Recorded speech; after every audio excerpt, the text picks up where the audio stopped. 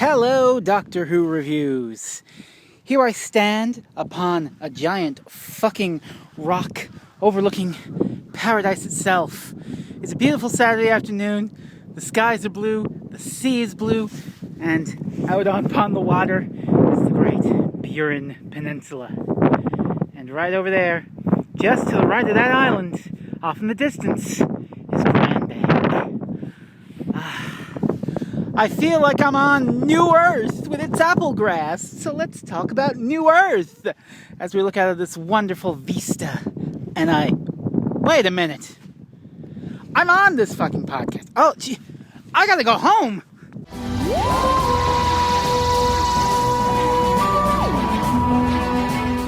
Ladies and gentlemen, welcome back to Doctor Who Reviews. This time, we are looking back at New Earth, the first episode of Series 2 of the modern day Doctor Who series. And to discuss it with me, I'm joined by my two co-hosts. Firstly, the fever's got them in a trance, but the pills will make them dance. It's Freezing Inferno. Woo, it's a rave, baby. And our special guest, because Kashiri is absent for good reasons. Not just he was sick of this show. He has good personal reasons to be away, and then I don't mean like personal family reasons. I mean like it's a good thing. I'm ranting anyway. Yes, you are. Funny how he's running towards the sun like a moth to a flame. It's MichaelWhovian. Hello. And hello. I'm mostly here because of strange reasons. Strange reason being that Kashiri was absent and you stepped in. What are you talking about? That's not strange reasons. You volunteered to step in. I'm very grateful for it. Also, yes, just to set President's mind at rest about why is my girlfriend getting a mention? Because that second intro quoted 007 First Light. Oh, a game which your girlfriend is very excited for. And I'm very excited for it as well, and I hope to God it's good. Yes. I've heard one review say, my biggest problem is it's not Hitman. Well, good, it's not supposed to be Hitman. It's James Bond. Yeah.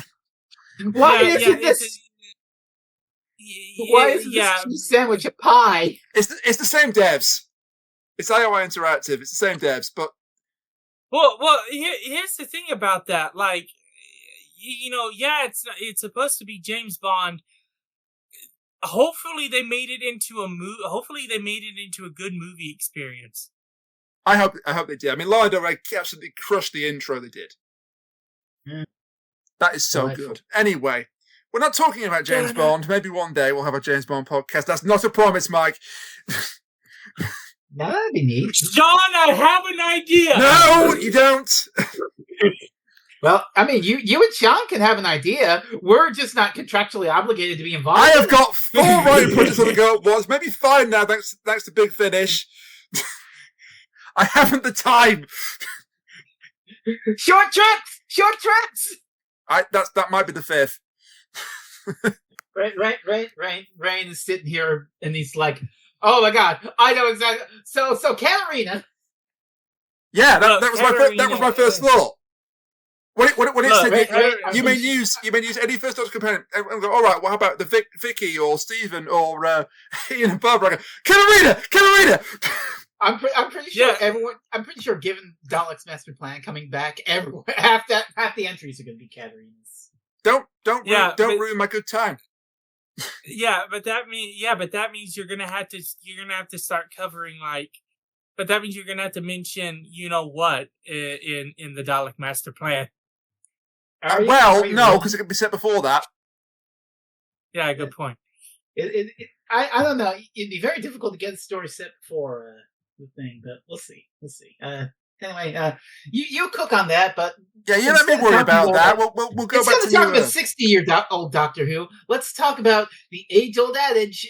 We're tweaking it slightly, but remember 2006 when the show was good? Ugh.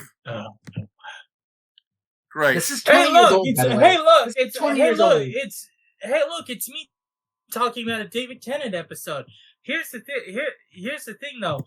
This is before David Tennant got on that light switch and he was just giddy as a schoolboy or childhood victorious, and there was somebody in the background flicking that light switch going up and down. This is when he was let's just make a character. Let's just make a character. His enthusiasm in his first series is great and infectious. But he isn't the star here.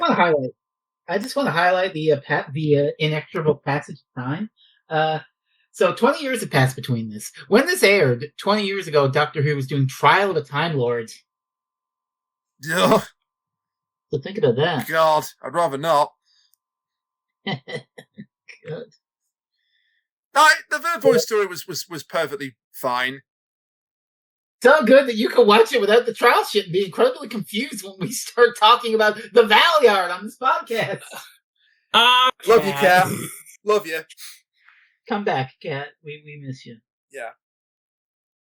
Well, she's doing her own thing, and we're supporting her for it, so that's good. Absolutely. So our setting then is New Earth. Well, one New Earth. What a shock! It's a story called New Earth is set on New Earth. Well, it's in New York. No. You mean New York. That was actually 15. I'm impressed. I counted on my hand. I could tell. How the hell can you tell? Because I'm trolling you. No. Anyway, I'd like to highlight that Rain said in our thing, oh, this should be a fairly crowded episode, no problematic things. And within 30 seconds, we see Noel Clark. Yes, but this is just to wrap up the Christmas episode. Come on now. Yeah, nevertheless, 20 women. I forgot he was in it, but 20 women. Yeah, but he's only in there for like 10 seconds to basically be like, "Well, my girlfriend's leaving with a young guy for some reason." Doesn't matter if yes, I'm lost. If he shows up in any capacity at all, we have to mention 20 women, and also Fresno gets extremely annoyed. I get extremely annoyed, even though he's barely in it. Well, of course I'm extremely annoyed because of what he's alleged to have done. Yeah. Yes. Five. Yeah, and then we go. Yeah, it's just. He's very litigious. He's alleged to have done. Yeah.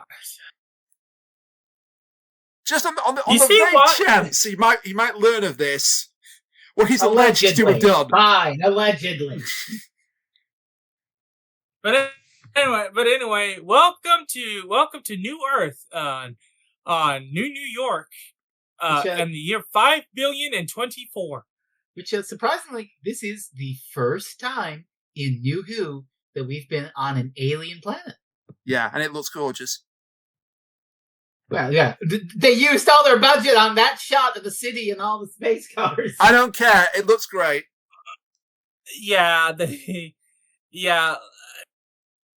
Even though I'm not a fan of David Tennant, as I've made clear throughout my other appearances on the podcast, New York and New Earth, especially this opening shot, is freaking beautiful. And there's other great shots later on. Yeah, and hearing how the Doctor explains why this is New Earth, where basically all the humans went like, well, our planet just got blown up. Let's make a new one. Yeah, as you do. You do. We have no place to live. What we do? Just colonize another planet. Oh boy, colonization. That's so very human, huh? Yeah. So much for not problematic topics, by the way. I've stepped into a big pile of poo there, but leave it to the British. You wanted to bring up colonizing. I stepped into a big pile of poo there. I almost made a joke of what's all these these British people are coming in on our planet. I wonder what for. Yeah, you almost made the joke. I'm glad you didn't. Oh wait. No, that's Colony in Space, Mike. Remember Norton? Yes. Oh God. Yes. All right, get it all out your system now. Yes. Here. I'll help you move the plot along. Doctor Who's been summoned here by psychic paper, but also they're being watched by a suspicious spider. And oh my God, it's Moisturize me, bitch! Yeah, Cassandra is back. Even though she popped at the end of the world. And No, her brain explain hit this. against the ground. And her brain hit against the ground. They explain it. Which is lovely. It is. And we also meet her new servant, Chip. I actually feel kind of sorry for this guy. She just created a simp, basically. Oh, Basically. yes, Mr. Yeah. You'll be He's a force-grown clone to serve her, because I guess all her attendants buggered off at the end of the world. Well, I mean, technically I she died. Technically, she died. What are they going to do? What are they going to do? Moisturize me with acid. Also, I love the way they cut here. They do a clever little thing. I got up the line where, she's saying, "Oh, it's Rose Tyler. This is beyond coincidence. This is destiny. At last, give you revenge on that little." Hard cut to the Doctor and Rose entering the hospital. Bit rich coming from you. Yeah. Yeah, I love how, especially in the olden days of, oh my God, 20 years ago, like television was a lot smarter. Even kids television was a lot smarter in how they would cut off. Yeah, cussing. 20 years ago, they didn't train the audience for fools like they do now. Sometimes we had things like attention span, and our brains weren't rotted. But also, they understood that kids are resilient. Kids can understand a lot and not be traumatized by it. So they would have laughed at the bit rich thing. So good. It's not like, oh my God, we've got to think of the children and pull this smut. No, it's not that at all. Well, I don't know if went to smut. I should have said profanity. Never mind. The best way of cutting away from profanity, by the way, is still The Simpsons. You'll appreciate this, Fresno. The church bells. Kids, the church organ. For a moment. Good Lord, that's the biggest profanity I've ever heard. Poor Ned Flanders. He's just like, it's like he just went through Nom. He's like the minute he just went through Nom in just that split second. My favorite thing is the Homer swear jar where he keeps hurting himself. Oh, that hurts. Fiddle dee dee. Yes. That will require a tetanus shot. Yes. I'm not going to swear, but I'm going to kick this doghouse down! Also, hashtag Flanders went to Nom. Flanders went to Nom. No. Skinner went to Nom. I'm sorry, I mean, Arvin Tanzarian. Arvin Tanzarian's reign of terror is over. Now let's look at my new Principal Skinner. Principal Seymour Skinner. Him. It's so good. Oh my god! I just realized you're almost. You're either at or you're close to. Principal Skinner isn't Principal Skinner, and that episode's away. Yeah, and that's 2 episodes away. Yeah. Anyway, we got Cassandra, we got Chip, and then we meet the villains for the episode. Although we don't know the villains right now. The Sisters of Plentitude. This makeup is fantastic. Man, it sure is great that they're using all their new money on amazing special effects. I'm sure it'll last for the entire episode. Yeah, a little reminder, this is series 2. This is a series where they ran out of budget at one point, and we're going to replace the demon in the Satan pit with a little girl. Yeah. Series 2 is... early Doctor Who, even especially in the early Doctor Who, it wasn't as, we joke about how classic Doctor Who had the budget of your local takeaway at one night when you got really drunk. That was their budget. But modern Who really didn't have that much of a budget either. But you can still tell that they really they stretched their pennies to breaking point is what they did here. Yeah. They stretched their pence. They did. They pushed the envelope, and I love it. This makeup looks so good. Yeah, it works. You buy that these are cat people. So these are cat nuns or cat nurses. They're sort of a little bit of both because they're sisters of Plentitude. And not yet. So, and we've got about 8 of them. The only 3 that are named are Matron Casp, who's the leader, Sister Jat, who is Martha's mother. Oh my god! Yeah, really? same actress, and Novice Haim. That's will the show one up that's going to again. come back from Goodman, right? Yeah. Is Novice Haim the one from Gridlock. She's the one. Yeah. Okay, she's the one from Gridlock. Okay. Yeah, she's the one that gets redemption. Yes. Good. Casper and Jat, not so much, as we'll find out later on. Yeah. Yeah. Well, especially after what they did to that. Yeah. No. Oh God, yeah. So we're introduced to the procedures of the hospital. There's a neat little scene with a disinfectant spray. This is cute because at first it seems like, oh, this is funny joke, you know? Oh, haha, Rose gets sprayed with the disinfectant water when she didn't realize it. Oh, wet, ah! But this is plot relevant. And also the doctor gets it. Yeah. And also they didn't tell either of the actors that this was about to happen. That's true, yeah. Really? They want their surprised reactions. They should have.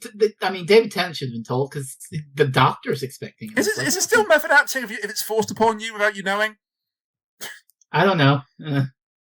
Anyway, they get sprayed. They weren't prepared for it, and then they get separated because Chip does something clever with the lift. Yeah, so Billie Piper elevator down to if you're the across sub the pond. levels, and I fucking love Rose here. She God! enters, she walks into the thing, sees this creepy guy. Is this 426? Follow me, my child. Picks up a pipe. Picks up the nearest blunt object and be like, okay, no, fuck this. She is absolutely prepared to knock this man's brains out if she has to. I love her. By God, it's Billie Piper with the chair. Yeah. Stone cold. Yeah. It was just like as soon as I saw that in the docu, I was like, you have to make the joke. Yeah, credit where credit's due. Mike came with that joke in the Google docu, not me. Ring the bell. It's no DQ. Oh God. This is a WCW. Yeah. So this so is while a WCW, we can't change the match mid-match. Oh, Mike, I love you, buddy.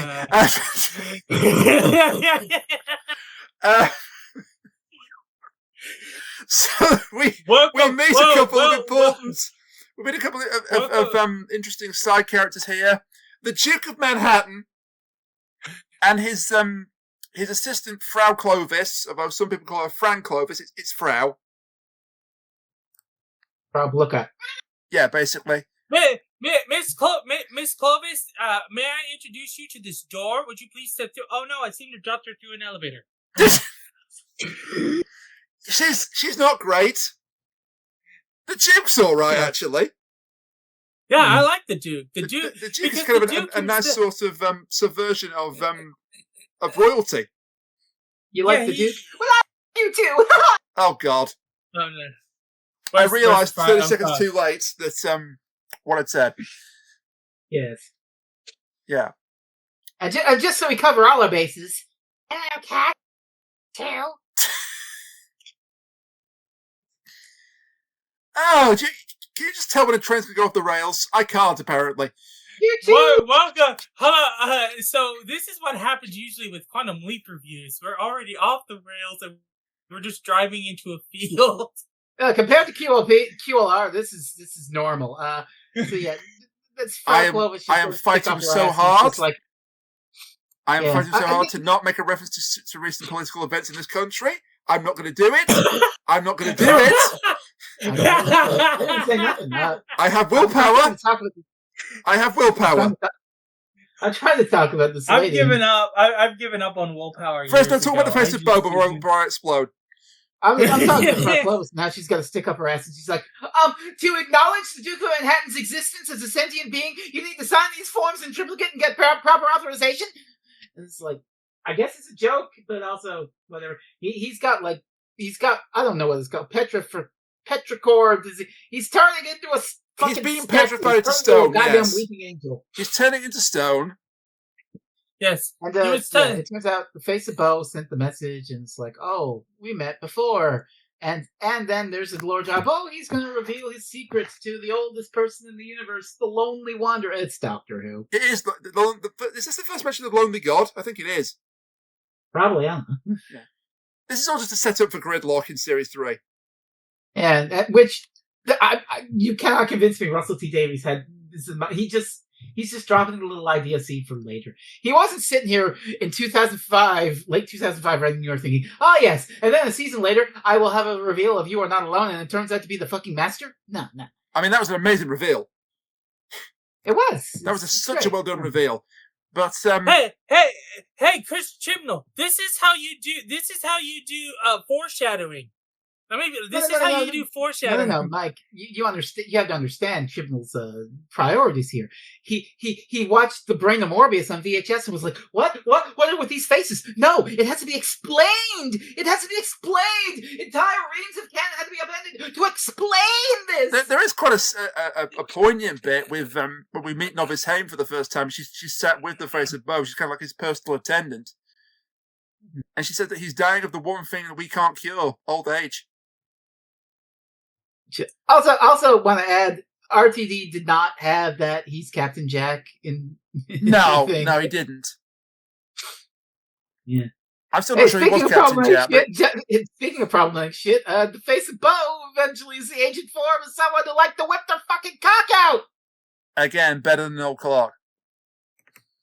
20 women. Anyway, yes. Yeah. Yeah, so the face of Boe is the one that sent the message, as we said. Then, as Rose goes down into the sublevels with Chip, we see this old film of Zoe Wanamaker, who is Cassandra's voice actress. It's the year 5 billion, and we're still using 35mm film. Well, that's very much in on brand for Cassandra, though, isn't it? I guess. Old technology. Well, yeah, what I love about that is that, hey, listen, yeah, like don't knock old people technology. retros. Yeah, like people, like even in 5 billion people, there are retro people. Like people like to use retro things. Well, just because I like VHS doesn't mean I'm a bitchy trampoline that says moisturize me. I was hoping that one was going to get mentioned. The fact you get called a bitchy trampoline end of the world. I think you just broke a mic, so I'll carry on. Also, anyway. I say this not to be bigoted or anything like that, but apparently Cassandra is trans. There's like one line in End of the World where she's like, I used to be down there on planet Earth when I was a little boy. Yeah, and then there was a short story written by Russell T Davies in 2005 called "The Lives of the Rich and Thin," I think. Really? Which revealed that Cassandra did indeed start life as a boy. Huh. She basically kills like 5 husbands. And takes over their companies. Well, as the song goes, they had it coming. Yeah. They had it coming. So he references Chicago in that short story because one of the husbands falls onto his rake 5 times. Listen. We have to support trans wrongs. Yeah. So Cassandra is a Black Widow. That's kind of terrifying, actually. Is that why she uses metallic spiders? Hi-oh. Anyway, we get the meeting between Rose and Cassandra, and this is great. How did you survive? You blew up and disintegrated. Yeah, Chip recovered her eyes from the bin. Her brain survived, and there's a new piece of skin taken from the back of her body. And Billie Piper says, "So what? You're talking out of your ask not," interrupts Cassandra. I love it. It's so good. It's perfect. Yeah. So we get a bit of explanation. So Chip saved Cassandra, or Cassandra was saved. Chip smuggled her into the hospital, and he's been taking care of her ever since, stealing medicines, moisturising her, and getting her to watch that old footage of her the last time she thought she was beautiful, or the last time someone called her beautiful. This will be important, believe it or not, for the end of the episode. Yes. They did a fairly good job of hiding this, actually. She suspects that the sisters are up to no good, but so she decides to use her body swap machine thing. And it kills her again. Yes, but yeah. So she basically mindjacks Rose and steals her body, and Billie Piper acting as Cassandra is peak. It's Yes. peak. So I'm going to reveal this now. Okay. This whole episode comes about because Billie Piper wanted at least one episode where she got to be comedic. Okay. So Rusty Davis wrote an episode where she's taken over by someone Wanamaker's character, and she can do the comedy thing. And the first thing she does, she looks into a mirror. Yeah. Hit the button, right? Yeah. Doctor Who Mirror Alert. Doctor Who Mirror Alert. Oh my god! I'm a trans! I will say this, as that stereotype goes, Rose does kind of fit that. What I find hilarious is that, they wrote her to be comedic, and yet she gets a line later on that's just downright cold as ice. Oh, she does. Oh, yeah. However, when Cassandra's body pops again, the special effects team punched the air because they had problems in End of the World. They had problems with the Cassandra CGI and the puppet. So they were very relieved when the thing burst and they didn't have to use it again. Right. And they get around that by having Cassandra possess other characters. But another thing that's really quite funny is I get to mention the greatest action figure of all time again.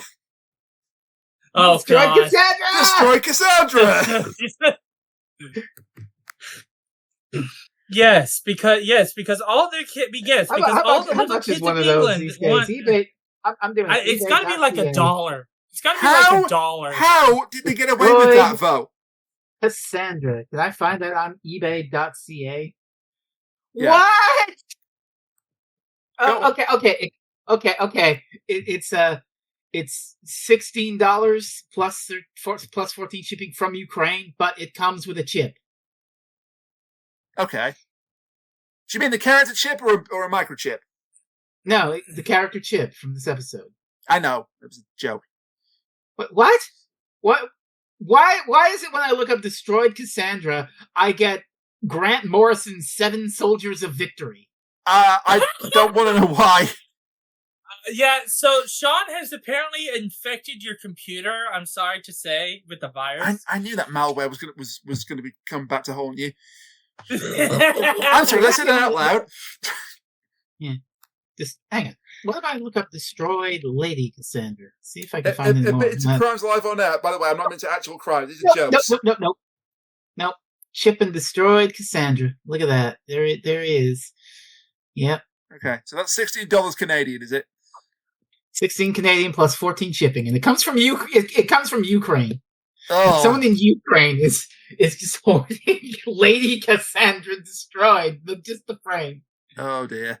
But yeah. I'll send you the listing if you want to put the. I might do that later. Yeah, but I will just point out that at first Cassandra's not happy to be in Rose's body. She gets over it when she sees how curvy Billie Piper is. I mean, what more evidence do you need that Cassandra's trans? Yes. She transports her mind into an AFAB body and is like, yes, fuck yes. Yeah, fair. Absolutely fair. So she insists on changing Rose's appearance a little bit. So she puts her own lipstick on. Where she got that from, don't ask. Billie Piper commits to this bit because for the scenes where she was Cassandra, she wore a Wonder Bra, so she looked a little bit different. I mean, that's commitment right there. Yeah, it really is. It really does show just how different Cassandra is, because Cassandra's like, I and I love how, like, the very first time she reunites with the doctor sees nothing wrong with Rose at all. Yeah. despite the fact that she's got different lipstick. She kisses him, and she's got something stuffed down her bra. I love the smooch where she's just like, "Oh, let's go, mwah." All right, that way, and he's just confused for a minute. He just squeaks out, "Still got it." Yes. I like the smooch. I also like the fact she bluffs her way through her interactions with him by just saying Cockney rhyming slang. Oh God, yeah. It's what is she? Old Earth, Cockney. Hello, Governor. Yeah, it literally is that, though. Sadly, it's not all peaches and rainbows because it's not all peaches and rainbows dealing with comedy bits, because as we find out, the cats who are charged with helping New York. They're evil? What? What? Oh no, they're doing unethical experiments on people? What is this? I said this as a cat person, but wasn't the first hint they were evil that they were cats? Yes. I said this as a cat person, but I get comments. Deal. The cat. Yeah, he's not coming. I don't think he's evil, just misguided. He did go for my leg though yesterday, so maybe he's a bit evil. The evil one. Or maybe I'm just an easy target. Anyway. No, he was just stretching out on the bed, and I was walking past, and he stretched out. Good. And his claws just happened to come out at that moment. That's all it was. That's all it was. Doubt. Anyway. Yeah, the sisters are actually evil. There's a horrifying scene where I think it's Matron Casp and Sister Jap are observing a patient. He's like, help me. And the patient can talk. They're like, it shan't do that. Incinerate it immediately. God! Oh my goodness, it's showing sentience. Well, we can't have that. Oh, Kill it immediately. Yeah. Burn it. Kill it with fire immediately. I wrote this a little later on, but I'll say it here.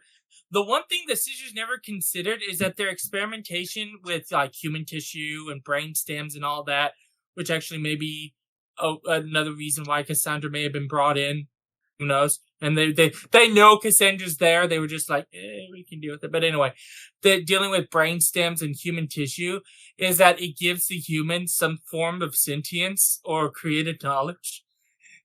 They're literally the artisans are fucking sentient, and so are these people. Yeah. I mean, if I feel sorry for Chip, I feel so sorry for these poor people. Oh God. Well, you know, things work out, but it's a rough ride. It is quite a rough ride, but as I say, it all works out in the end. So we do get a hint about what's going on, which I quite like, and it's the Duke of Manhattan. Because he's cured. Yeah, and, like, well, hang on a minute. He's this is a terminal disease. It tells you just when you die. How is the Duke of Manhattan alive? Because we're good at our jobs. Yeah, and you've got diseases that should kill you in 10 minutes, and they've been cured. What's going on here? And she doesn't answer the question. She just walks off. Because we're good at our jobs. And then we get a brilliant shot here of the, I'm going to say it, human farm. Yeah, but okay. There's an interesting thing here watching this with knowledge of what's to come. So they basically grew their own like lab organic matter in a people-shaped form to infect them with every disease ever, so that they can cure every disease ever. It's very much a ones who walk away from homeless thing. Infinite suffering for the greater good. Yeah, the greater good. Yes, but at the same time, all I can think is, if this were made, say, at least 5 years later, imagine this story with the Flesh from Series 6. I was going to say that. Because they literally even call it the Flesh. So I wonder if that was the inspiration for it, possibly. Maybe. Yeah, maybe. like, it really is quite horrifying when they open up the first capsule and he's like, oh, that's disgusting, and all the doctor can say is just, he says I'm so sorry. I'm sorry. I'm so sorry. so sorry. Have we done the flesh on the podcast? We have not yet. Okay. Well, maybe we will soon. Maybe we will soon. Well, I won't pick it soon. I mean, I just gave you a Matt Smith, so technically. Yeah, technically, it was more of a Jacob Durbin. Michael, listen to Valerie Lockwood. It was fantastic. Oh, that's the Ninth Doctor. Yeah, but he told me I can't pick Big Finish. If I did, I'd pick Cold Fusion. What are you talking about? This shot of the all the pods revealed though, like in a line, is so well done. So they're all like lit up green. They're all lit up green, and it just gives you the sense of the scope of how many of these are here. And when Novice Haim turns up and tries to justify what they're doing, it is chilling. She's literally just like, they're just flesh. We clone these people to do this, and the Doctor's like, they're sentient. You listen to them. They're sentient beings. She is a novice, don't forget, so she might not be able to grasp this. She will achieve redemption in her next appearance. But technically fucked, even if it's for the greater good. Yeah, the greater good. These patients, these flesh people, have been bred to carry every disease known to man, so they can then harvest them for cures. And they can test cures on them. Hmm. You know, kind of like animal testing, but humans. Yeah. But, which is ironic, given that it is technically animals doing it on human. You know, maybe that's the meta commentary. I think that's the commentary. Yeah. Reverse. I love this scene where it's just like, okay, look, I understand all this, and I understand why you're doing this horrible thing. I understand the scheme here, but what the fuck did you do to Rose? Yeah, she wouldn't act like this. She has no. She didn't even have any compassion when I opened the pod. So he realized that. She wasn't sympathetic when he revealed what was going on. At this point, Sister Jet and Matron Casper turned up. I think Novice Haim just walks off. Yeah. She's sent away because she's a novice, so she's sent away. Like, I'll deal with this. And then Cassandra's just like, hey, doctors, does this perfume smell like chloroform to you? Again, Billie Piper killing it. Yeah, and then you have the cold line when the Doctor wakes up in the pod that the guy was in that was incinerated before. He wakes up in that pod, and the line, and oh my god, the line from Cassandra. I've thought of 1,000 ways to kill you, Doctor. And that's exactly what I've got now. 10,000 diseases. Good and now Lord. It's on to her evil scheme, which, it's just blackmail. It's just blackmail, yeah. To which they say, no. To which she says, okay, you know what? I'm going to let some of these fuckers out of their No, firstly, Cass threatens to kill her with her claws. This kitten's got claws! She has. And, yeah, so they let out some guys to cover their escape, but, oops! Yeah, Chip has suddenly turned up out of nowhere. He is ordered by Cassandra to let a few of the patients out just to cover their escape. I'm not sure if Cassandra knew what was going to happen here.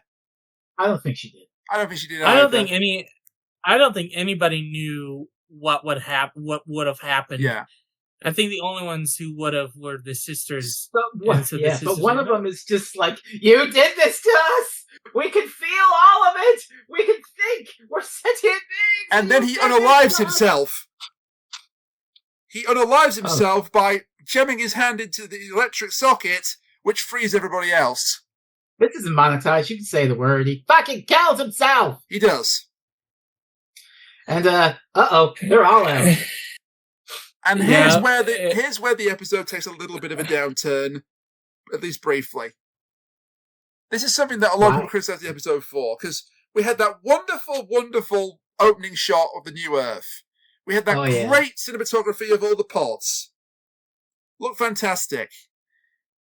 Then, when all the infected people get out, Sister Jet is cornered, she gets touched, and she's infected with every single disease, and the effect looks like ass. So bad. Now, what somebody now did? I've actually looked this up. When I saw it on there, and everyone was like, "Bad special effect." Yeah, it's a bad special effect. But the reason why she instantly dies from that is that sometimes your body can't cope with it can't cope with some diseases, certain diseases and stuff like that. Yeah. Imagine 10,000 diseases hitting you all at once. They mention that the cats have no immunity to disease. We like the logic of how they die is sound. It's just the fact that in practice the effect is a static PNG of her going as slowly CGI boils on her face. Yeah, basically, it looks bad, and she falls to the ground. But I don't have a problem with insta killing you. That's fine. That makes perfect logical sense. So now now Cassandra's got a problem. Yeah. So she gets the doctor out of the pod. Yeah. And now we're in lockdown, and from here the episode basically becomes like a zombie movie. You got these slow, shambling things, and if they get you, you get killed. Well, it does. But first, we have some cruelty for Cassandra because despite the fact he's been helping her. Who let George Romero out of it? Who let George Romero out of his coffin? We don't need that to happen. Stop. Despite the fact that Chip has been helping her since they got to the hospital and got into the hospital, she just leaves him to die. He gets separated from the two of them, and she's like, "Oh, who cares?" Runs out with the doctor, and he hides in a bin. He jumps into a waste chute, yeah, and then seals himself inside a pod to survive, and it works. And then we get some more shenanigans. It's just like the doctor's like, "I'm not going to do a thing to help us until you get out of Rose's body." But my body's gone. Then dissipate. I don't give a shit. Die. Okay, you okay? You want me out of her body? Yeah, and she takes over the doctor. And David Tennant gets to be a sassy bitch. Oh, too hot. So, baby, I'm beating on a samba. Love that line. Love a lot of dialogue in this. That clip is in every single 10th Doctor clip compilation of favorite clips. That one clip is in almost every single one of them. For good reason. It's a great line. It's a great line. He delivers it greatly. I fucking love when they break in and Cassandra as the doctor is just like, "Oh, what the hell would the doctor do? I don't know what to do." Yeah. Climb the ladder, stupid. Again, even when she's back to being Rose, Billie Piper is great here. So the infected folks are breaking in and touching people, and they're going, as you CGI infection over their faces. Yeah, the one extra that they when the patients actually break through to the main hospital and not just this sub area where they've been bred, there is a woman who just stands there. Do you get the feeling that they probably told these people act like zombies? I get they probably told these people act like zombies. Did they tell her she was going to become one of the infected people and be a zombie and not die? I don't know what they did. That's the only thing I can think of. Anyway, she gets touched. It's now become like a mini zombie film, complete with letter escapes. And then all of a sudden, Casp is there grabbing Rose. It's like, "Yeah, you're done. You've ruined us. Everyone is going to die because of you." Yeah, she mentions Cassandra. Yeah. And then she gets touched, and let's slowly put balls on your face and make you fall. And even the falling effect is kind of. Honestly, they should have just had the fall at that point. Still, fall to another funny scene That's... coming up. It's like, "Oh no, the door's locked. How do we get out? Use the screwdriver. I don't know how to use this shit." "Okay, we'll pop back in my body and the doctor will do it." "Open the door." "No, you get out of Rose's body this instant." Open the door. I don't know how to open the door. For a while they doesn't know how to open the door as the doctor, and if she hops into Rose, the doctor's like, "I'm not opening the door until you get out of the Rose." So she comes up with a solution. Up in one of the. She checks in one of the infected patients, yeah. And she thinks it's disgusting. But here's the interesting thing. Once she's done that, and the doctor's used the sonic, and then at the last second she gets back into Rose to survive. Yeah. She seems to feel empathy for them. Which this is interesting. Did she understand? Because- It's interesting, Oh but my it's God. against character, Bo. No, I buy it. Because Rainiac, she leaps into. Funny enough, she leaps into a body. She leaps into one of the bodies, on one of these people, and when she does so, she actively sees through their eyes what they're trying to do. Yeah. And so when she goes back into Rose, she literally she just tells the doctor, they just want to be loved. They just want to be touched. That's all they want. Yeah, they don't mean any harm by it. Yeah.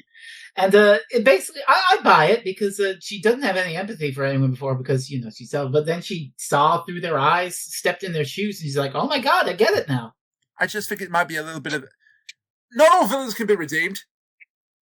Look. She's not Madame Cavari in here. Cassandra, we'll give her the moniker. Not entirely villainous. I don't know if she is, but... I almost made a Kylo Ren joke and I shut my mouth. No. So now the lone holdout in the hospital, because everything else has been broken into, presumably they've killed everyone around, although we don't see it, thank God, is Ward 26, where the Face of Boe is, where the Duke of Manhattan is. And full credit here to the Duke of Manhattan. He's recovered. He's royalty. And does he use his royal privilege? Not a bit of it. He's there to block the doors. Good. He's like the first line of defense. Which is actually really cool to see that here he is, and usually he breaks, the normal character of someone of royalty. He's against the door going, we gotta find a way out of here. Yeah, he's trying to help people live. He's trying to help. And I get the impression that whole thing that Clover's like, you can't look upon him without signing these forms. That's not his insistence. That's her. Because without that, she doesn't have a job. Mm-hmm. I think she might be a take on what we call job swifts. But Doctor Who has a plan. Oh, does he ever have a plan? Also, Clovis nearly ruins everything by calling in outside help. Yeah, that'll do great. I love how he's just like, nah, if one person gets in here, the entire city is at risk. Now turn it off. No, I gotta protect myself. Oh, great. Now I have to deal with you as well. Yeah. God. He just doesn't care anymore. But so what it turns out to be is that lady will not have a job come into business today. See the former Prime Minister of Britain. I said, Mike. Wait. I wasn't going to bring it up. Wait. I wasn't. Mike. It's not that one. It's not that one. It's the actual. Well, given the end of the week, he might be the former Prime Minister of Britain. We don't know yet, but. Wait. Why are we talking about Harold Jackson? He's talking about the lettuce. No, I'm not talking about the lettuce. Christmas Invasion. Oh, Harriet Jones. Yes, we know who North. Yeah. Yes, we know who she is. When he literally goes up to someone and says, "Doesn't she look tired?" That's probably what he did to Clovis. I hope so. We don't see any of that, but I would like to think, because the Duke seems pretty reasonable, he would fire her ass immediately after this. Doctor Who's plan. Anyway, the Doctor Who's plan is actually kind of clever. So he grabs all the intravenous solutions in Ward 26. He gets the harness from the Duke's bed, because he doesn't need it anymore because he's cured. And even if he did, well, we're trying to save people's lives here, so tough. He straps all the cures to his body. He asks Cassandra to come with him because he needs another pair of hands. They then jump down the lift shaft together while Murray Gold music intensifies in the background. Hit that button, right? Murray Gold, fanboy alert. Murray Gold, fanboy alert. And Cassandra's role is as Rose, is to hold this lever, this lever in place while the doctor makes a cocktail of drugs. A cocktail of cures, if you will. Please pay your attention to the chat. Oh, yes. Fair. I wasn't looking at that chat, sorry. That's a very funny film, and that's a great bit in that funny film. Yes, it is. So, the greats are good. To save on postage, I'll just poison him with this. So, yeah, basically, Doctor Who, he drinks a cure for everything, all the cures at once, into the system that sprays disinfectant and lures everybody into the elevator, and they get soaked with the cure, and then they all touch each other and pass the cure along, and all the diseases is gone. I really like this ending, you know? We're doing like a zombie movie where usually it's like, oh, they're emotionless killing machines. Shoot them in the head. They're not human anymore. But Doctor Who is like, no, these are human, and they deserve to live fulfilled and happy lives as sentient beings. Let's cure them. Yeah, all the opening of the stuff to the extra faces gets cured. It's fine. Yeah, and so he literally names them New Humans.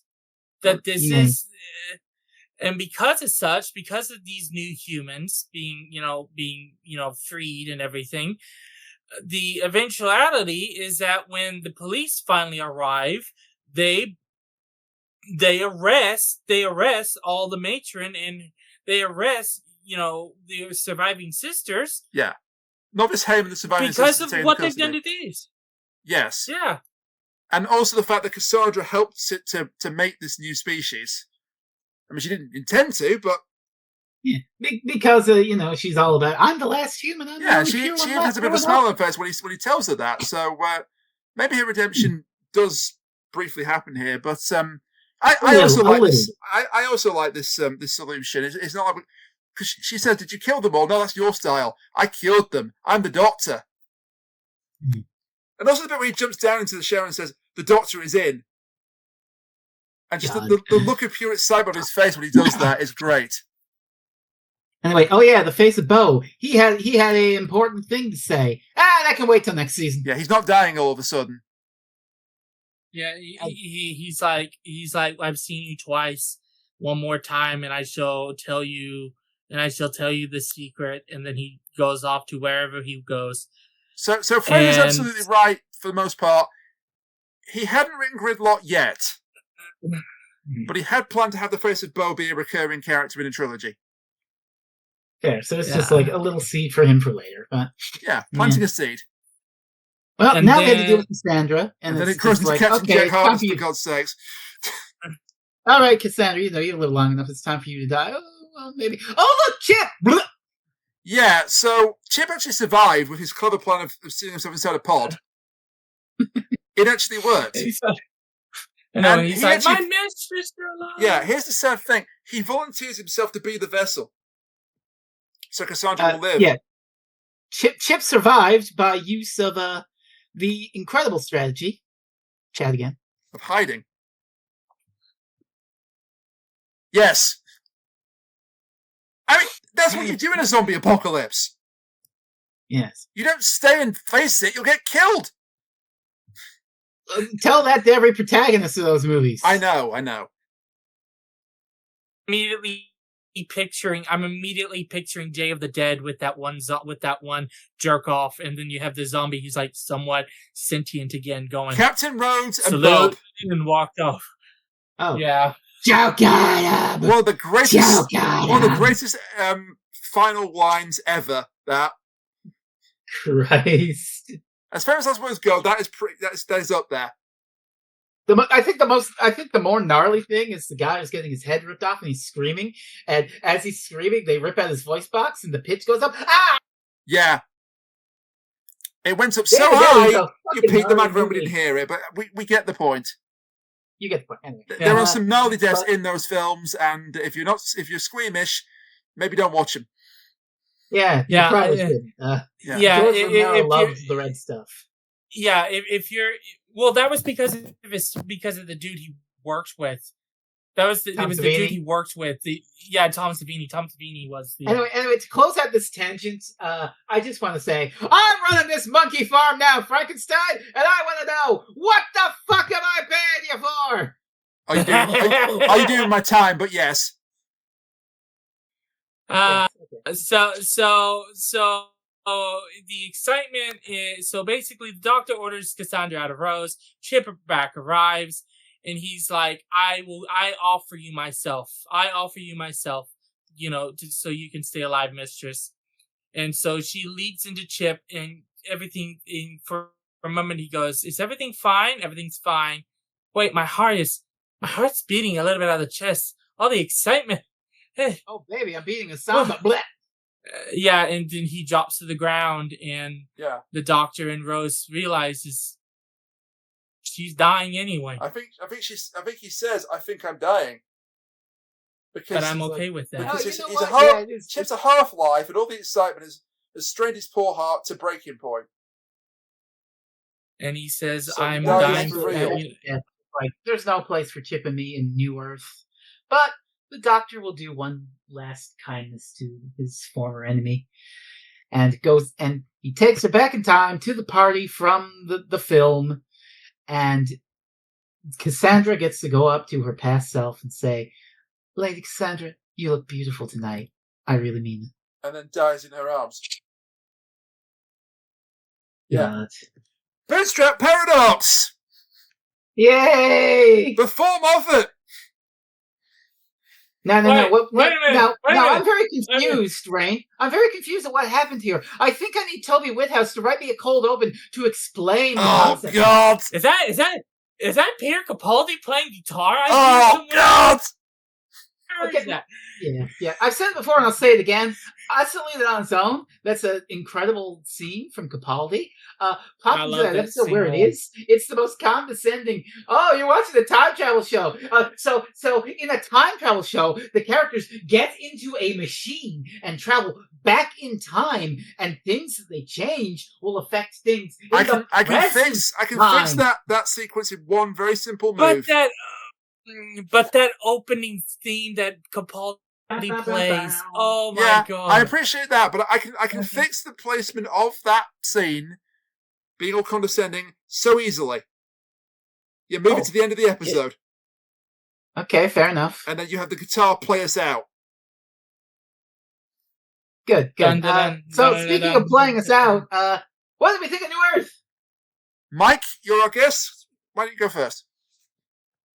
Now, normally I would be critical of Tennant episodes, but honestly, this was an okay Tennant episode.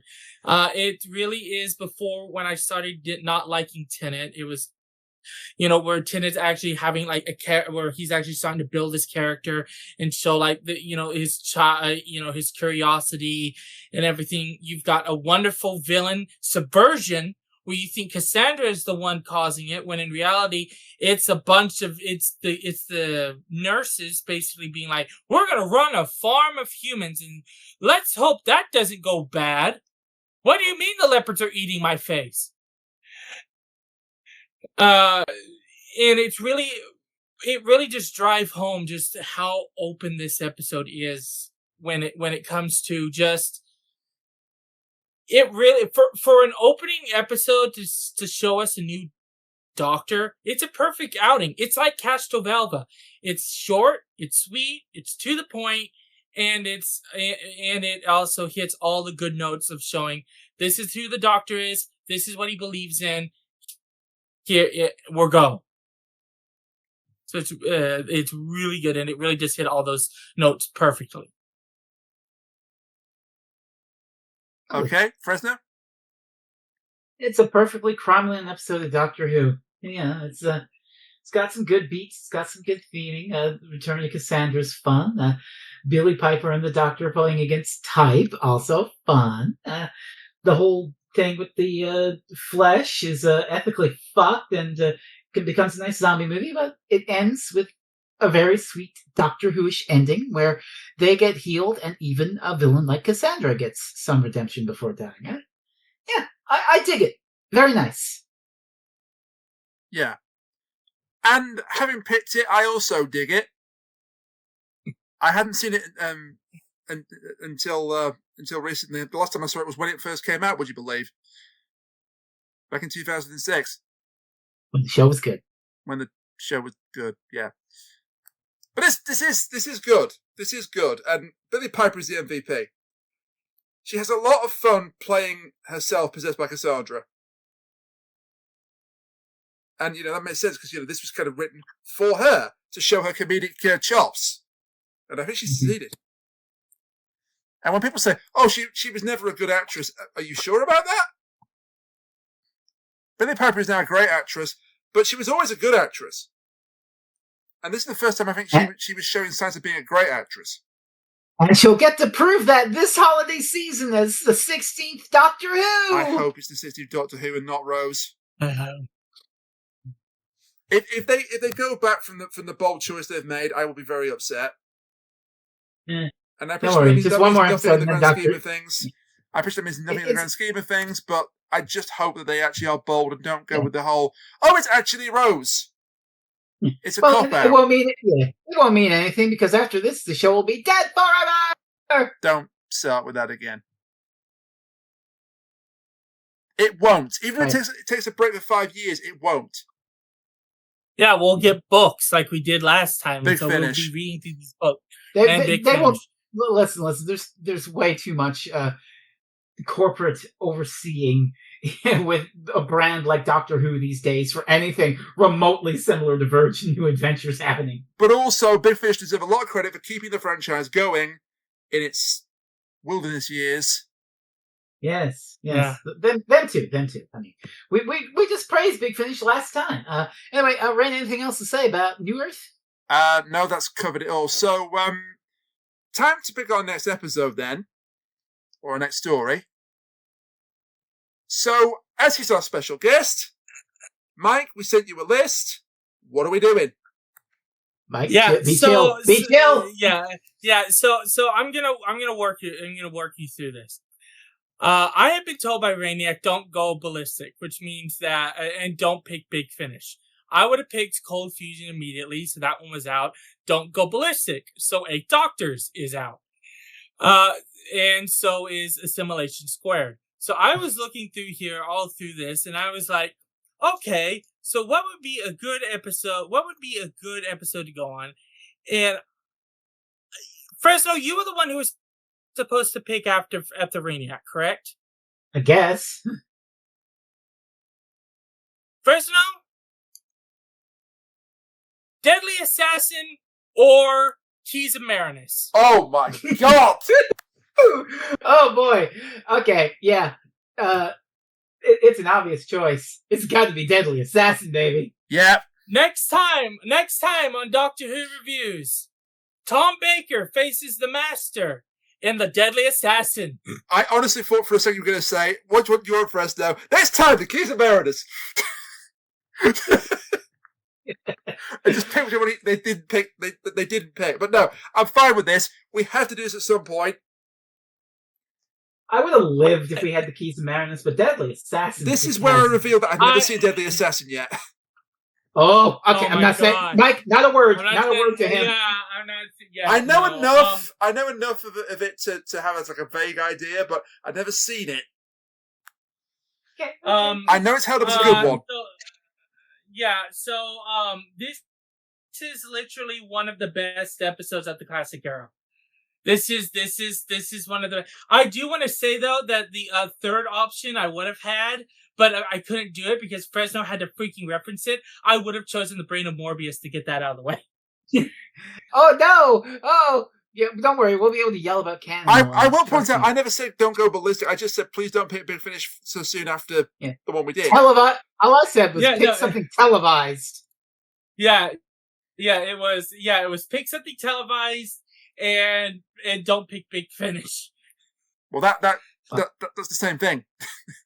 Yes. Yeah. So anyway, Ray, where can you find this lovely people? You can find us lovely people on Blue Sky. I didn't forget the name of the website then. That's great. In the links below. We're also on Twitch. Well, some of us are on Twitch. Kachiri's now back on Twitch as well. They were streaming Mega Man for their birthday. For his birthday. I've been playing Mega Man too. I played Mega Man X6. Yes, because you're a mad person and you're doing a Cusa Grande, May. I destroyed Blaze Heatnix. I destroyed him. You burnt into the ground. No. That's next. I know, that's the joke. I know that's Flame Hynid and not Blaze Heatnix. Yes. But you called him. Yeah, it's a fire boss. Yes.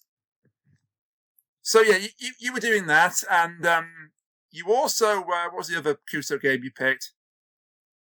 Other M. Oh God. That was horrible. Not just because it was a horrible game, but because my choice of control scheme was counterintuitive and fucked me up. It's bad to think that's probably the best of the bad games you're playing this May. No, I'd still say X6 is probably the best of the bad games this time. See, because X6, like literally watching Fresno play X6, like I kind of want him after May to finish X6, mainly because he's almost done. True. Maybe. I've already done. beaten the game once. I have nothing to prove, but maybe. But did you do it on stream? Because then does it not count if you don't do it on stream? Right, it counts if I beat a computer video game. I'm pulling my your own leg. time. Fred, I'm pulling your leg. So now goes on the list. I want to be the guy, and Oh no! Kill. Banned.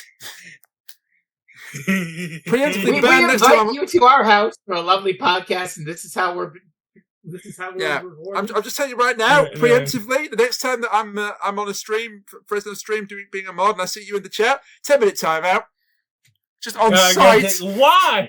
Because you mentioned I want to be the guy. Rain, books. Yeah, I'm not really going to do that, by the way. But again, people say you're being too harsh. I'm not. It's all a joke. It's all banter. Yeah, It's all banter. It's all a joke. It's all banter. What's not banter is books. So yes, buy The Terror of the Trees by Sean Dillon. Buy Back to the Devour, Volumes 1, 2, and soon to be 3 at the end of June. By Lena and Ria Mattia. And by Shadow of the Gallifrey in Volume 1 by Lena and Sean and Fresno and a whole bunch of other talented authors. Yay. Mike, have you got anything to plug? Yes. I have a blog, MichaelWhovian Thoughts at blogspot.com. I recently I've been recently playing a few games like Void Bastards and Mercenaries Rebirth, and I just finished playing Gone Home, which I recommend to Fresno because, oh my god, your heart will be ripped out of your chest. I recommend playing it with subtitles on. It is one of those walking games, but it's a really good one if you go into and want to find everything. The vibes. I also have a letterbox at MichaelWhovian, and the last couple movies I've had on it is The Corpse Bride and Dante's Peak, both interesting movies in their own rights. And I'm also trying to write a book, but I'm currently in the middle of writer's block, and it's just been like. Welcome to my world. Welcome to your world, he says, as he's cranking out a short story in May. And finally, we last week the latest episode of the Quantum Leap reviews has just come up, in which we talk about which we just hit episode 25, and we had to cover one of the worst episodes of the show. Oh dear. Because Fresno wanted us to listen to a Quantum Leap episode for once, didn't Why are you? Again, I'm going to say, why are you bitching at me for wanting to talk about Quantum Leap on our Quantum Leap show? Also, I just realised the reason why Mike picked this particular episode to come in, because it sort of leaps into people. God damn it! We made that joke already. It was in the house the whole time! Now you know how I feel. Anyway, Rain, let's take this podcast somewhere over the rainbow, way up high, and say goodnight. The call was inside the room the entire time. Good night, and we'll see you next time for Tom Baker and the Assassin. And thanks once again to Michael for stepping in at fairly short notice to deputise for Kachiri. No, you're very very welcome. Like I've said, I'm always here if you need me. Thank you for that. So good night, and we'll see you next time for The Deadly Assassin. And I'll finally see what all the hype is about, I guess. Until next time, bye for now.